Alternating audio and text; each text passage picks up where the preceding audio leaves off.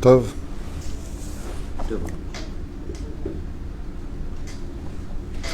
Shabbat Shalom Vorach Veshem Hashem Naaseh Venasiar pour notre troisième shiur sur la paracha de la semaine Balak Bezrat Hashem aujourd'hui le vendredi 15 du mois de Tammuz et le 25 du mois de juin Lechem Tovim ou Shalom shiur acheté par, j'espère bien le prononcer, Das Dores Emmanuel, je n'ai même pas lu, pour le Rav Twitou et pour que la lumière de tous ces enseignements illumine de plus en plus le monde.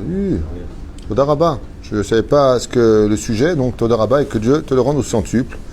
Bezrat Hashem, qu'on fasse tout les Shem Shamaïm et que Dieu nous ouvre les portes de la réussite, qu'on construise très très vite ce fameux binyan qu'on attend. Amen. Et qu'ils arrêtent de nous repousser à chaque fois les signatures, à chaque fois ils repoussent pour gagner du temps, mais on rattrapera ce temps, Bezrat Hashem. Ça demande que là où il y a de la Gdusha, il y a toujours des barrages. Shem Varech Otra, ou Bechol Asherlach, Toda Rabba Mikol Alev, et en même temps que toutes ces brachot rejoignent tous ces rabbanim qui enseignent une Torah de vie, aussi bien dans le Beth Knesiot, Beth Midrashot, Bezrat Hashem, qu'on soit très nombreux à diffuser la Torah, mais une Torah de vérité, une Torah référencée, une Torah de vie. Bracha v'atzlacha, amen, ve'amen. On sera réfouachtima de tous les malades d'Israël, en même temps, les Nishmat Kol Mete Israël, ou Bechlalam, Georges Ben Simcha Alice. Regardez, on va commencer tout de suite le troisième shiur parce qu'il est tard. On a aussi Shtem Echa Vecha Targum à faire ce vendredi. Et on part dans le troisième shiur, Bezrat Hashem Yitbarach, dans la paracha de Balak. Alors, quand quoi, vous voyez que je ne chôme pas la nuit. Ça, c'est hier soir. On ne chôme pas ici.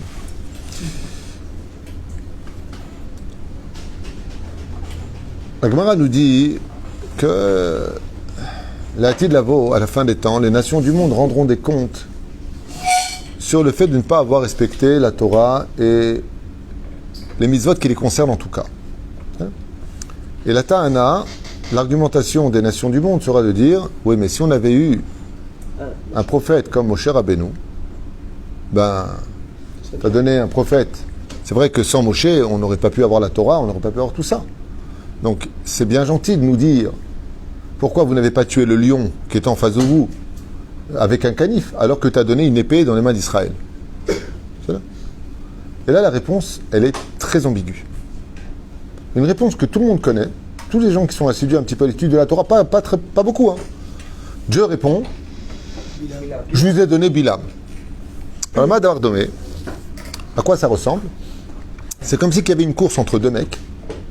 Il y en a un qui a des super Nike professionnels pour courir et l'autre, on lui donne une paire de chaussons. Il dit, ouais, mais attends, pourquoi moi tu m'as pas donné? Il dit, bah, ça va, je t'ai donné des chaussons. Qu'est-ce que tu me compares Billy à Moshe Rabbeinu? C'est une réponse, ça. Je vous ai donné Bilam, Aïnara, mauvais, orgueilleux, jaloux. Moshe Rabbeinu, humble, gentil, protecteur, aime tous les juifs, protège, Sanégor. Quel rapport? C'est Tchouva chez l'Agdola.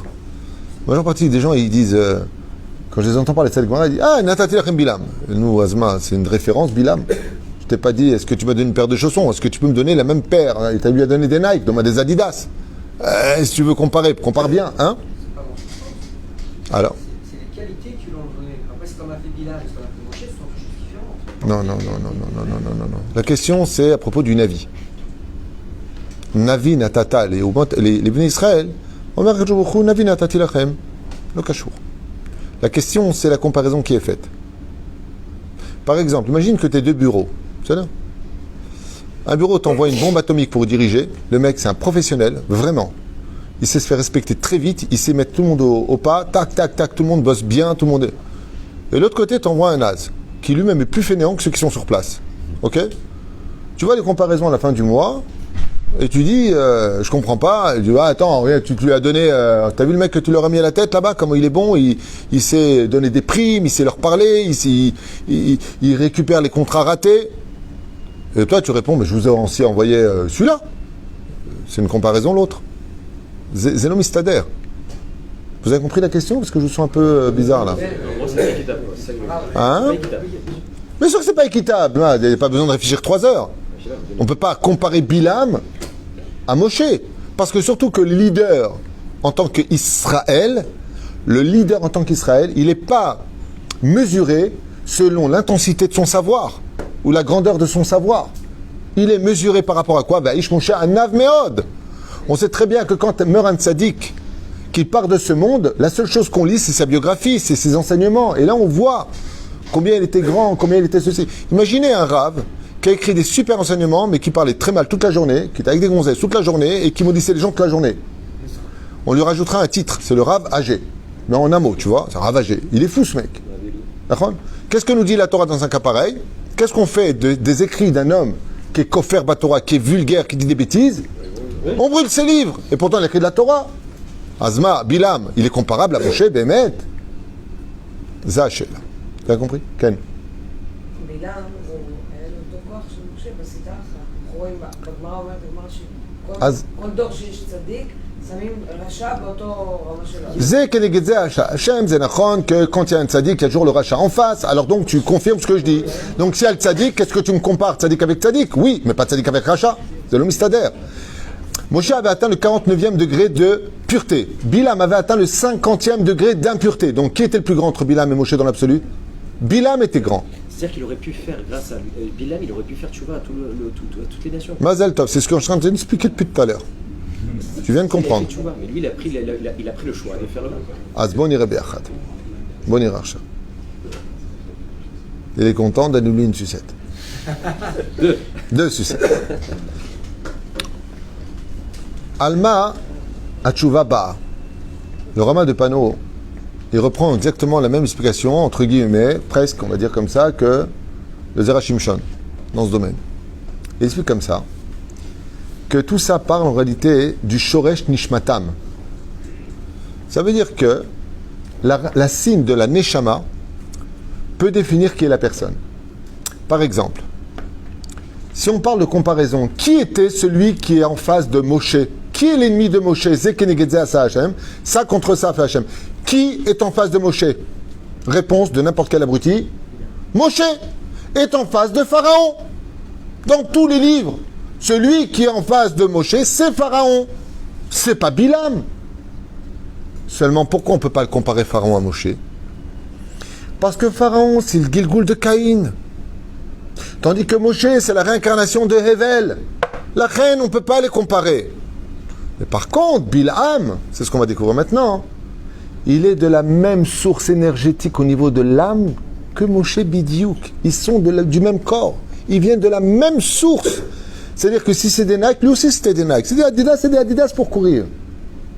Donc la comparaison ne peut pas se faire entre Caïn et Hevel, mais elle peut se faire avec, si tu viens du même endroit.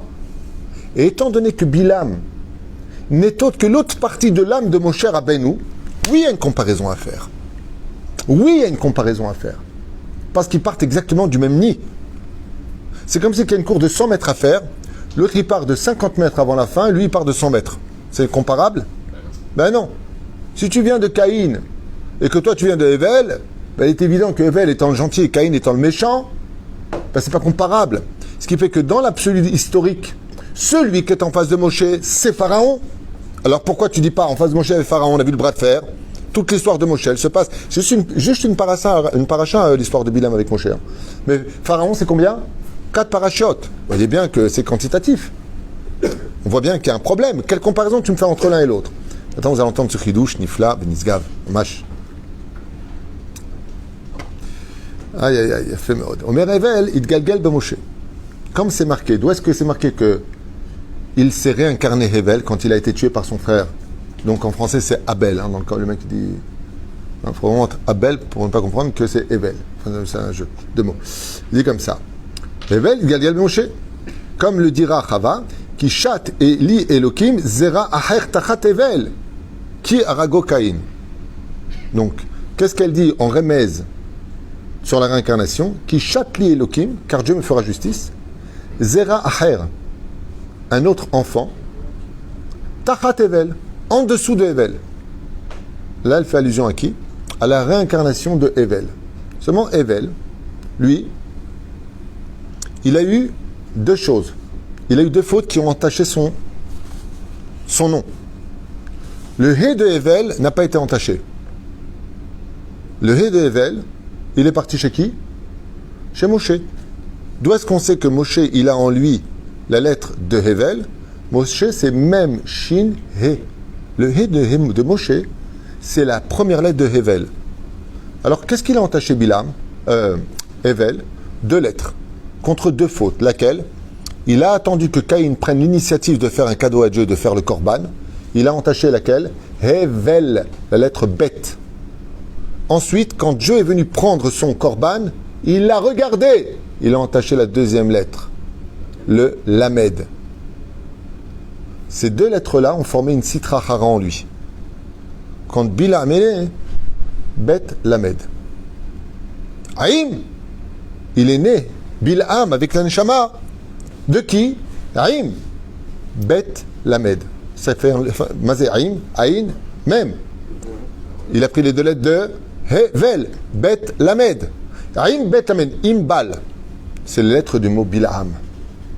Oh, pourquoi est-ce qu'on compare Moshe d'Afka Bilam mais pas Moshe à Pharaon? Écoutez bien la suite, il y en a pour 2 minutes. Magnifique. Mamash, un truc gématria comme ça, sympathique. Velchen Omer, Ot Shel Hevel, Itgalgal Behe Shel Moshe. Veshta Otchot Bet Lamed, qui ont été entachés par les 2 fautes, d'attendre que c'est l'autre qui te donne l'exemple, alors que toi, tu avais ça en toi, il était puni pour ça, et de regarder Dieu prendre ton korban. Velchen Omer, comme ça.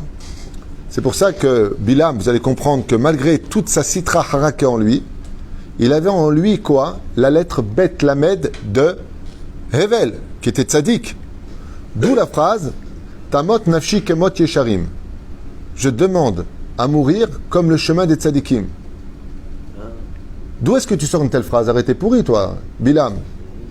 Le mal attire le mal aime le mal aime la vulgarité. Le mal se sent bien dans la mort, il aime tuer, il accepte volontiers sa mort. Et là, qu'est-ce qu'il dit Bilam? D'où est-ce qu'il a ça? Parce qu'en lui aurait pu se réveiller, mais mettre la teshuva. Et il demande à Hachem, Tamot nafshi kemot yesharim. Je demande à mourir comme la mort des tzadikim. Ça veut dire quoi? Bilam, au fond de lui, il voulait réparer ce qu'il était. Seulement sa haine du juif, sa haine de l'hébreu, sa haine de la Torah, l'a complètement aveuglé. Mais on a vu un soupçon de teshuva quand il dit Tamot nafshi. De quoi il voulait mourir? Écoutez bien. Il a dit c'est très simple. Si je meurs, la seule façon pour moi de me réparer, c'est que je meurs par quoi? Comme est mort l'Égyptien. Quel magicien? Quel Égyptien? Arrête. Comment Moshe il a tué? Avec le Shama Mephorash. Il dit oui, mais le problème qu'il y a, c'est que l'Égyptien, lui, de qui il vient? C'est le Gilgoul de qui l'Égyptien? La réincarnation de qui? De Caïn. Regardez comment. Arrête, quand Caïn il a fauté, incroyable ce que vous allez entendre. Quand Caïn il a fauté, qu'est-ce qu'il y a marqué à propos de Caïn? Il est marqué comme ça. Caïn, gamit galgel chez Neymar, ki shivataim yukam Caïn. D'accord? Donc Caïn, il aura combien? Shivataim gilgulim. Plusieurs gilgulim, dans le cas échéant. Quels sont yukam? C'est, il va se lever. Yukam Caïn. En hébreu, yukam, il se lèvera. Yud, c'est qui? De yukam? C'est Yitro, qui est la réaction de Caïn. Kouf, c'est qui? Korach. Il a fait Méod. Et qu'est-ce qui reste le même? C'est qui? Mitzri. Le Mitzri. Yukam Caïn. Caïn reviendra. Hevel, il a dit, ouais, mon frère avant, Caïn, qui lui, par contre, venait de la Sitra Hara des forces du mal, il est revenu. Comment il s'est réparé Caïn à la fin? Moshe Rabbeinu, il l'a tué avec le Shama Mephorash, il l'a tué avec le nom de Dieu. C'est pour ça que Rachid intervient et dit, attention, il l'a tué par le Shama Mephorash, il l'a tué avec un coup de poing, il l'a tué avec un râteau. À quoi ça sert? C'est comme si qu'un Tunisien dit à sa femme, si tu meurs, je te tue. J'ai pas compris. S'il l'a tué avec le Shama Mephorash, pourquoi? Pérouche Adavar, qu'il était tellement mauvais que quand mon cher Rabbeinu à la Vachalom, il l'a tué avec le Shama Mephorash, il lui dit non, c'est une mort qui est trop belle pour toi, ça. Alors il l'a tué par d'autres moyens pour lui retirer le sroud d'être mort par le Shama Mephorash. Et coup de poing et râteau.